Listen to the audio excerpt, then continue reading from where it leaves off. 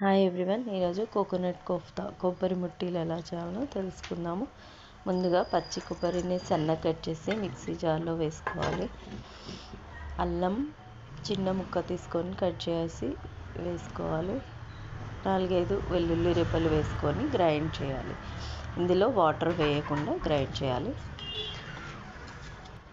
Mixing బౌల్లో వేసుకొని పసుపు, టేస్ట్కి సరిపడా కారం, సాల్ట్ వేసుకొని అలాగే ధనియాల పొడి, గరం మసాలా వేసుకొని ఒకసారి కలిపి శనగపిండి వేసుకోవాలి బైండింగ్ కోసం. ఇక్కడ నేను 2 టేబుల్ స్పూన్ వేసాను.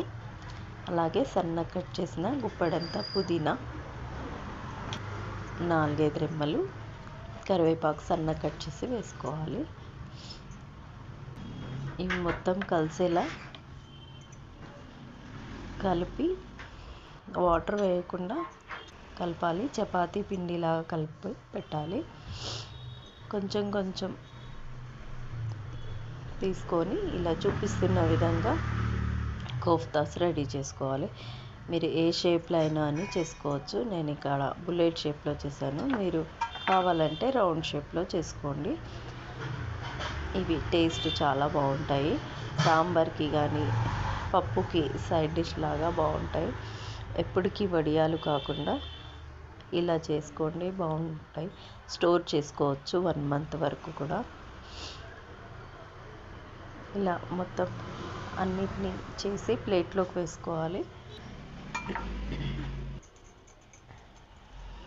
మీరు కనుక నా ఛానల్ని ఇప్పటివరకు సబ్స్క్రైబ్ చేసుకోకపోతే లేదా మొదటిసారి చూస్తున్నట్టయితే ప్లీజ్ లైక్, షేర్, సబ్స్క్రైబ్ చేసుకోండి.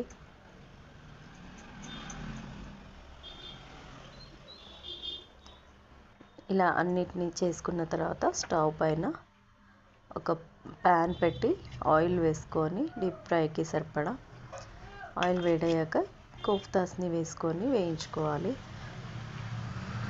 స్టవ్ ఫ్లేమ్ సిమ్లో పెట్టి వేయించుకోవాలి.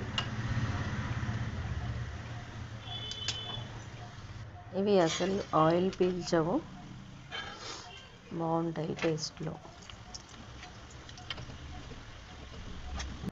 ఇలానే అన్నిటిని వేయించుకొని ఒక ప్లేట్లోకి వేసుకొని చల్లారనివ్వాలి. చల్లారినాక ఒక ఎయిర్ టైట్ గ్లాస్ కంటైనర్లో వేసుకొని స్టోర్ చేసుకుంటే 15 days 20 days వరకు ఉంటాయి. టేస్ట్లో కూడా బాగుంటాయి. Thank you very much.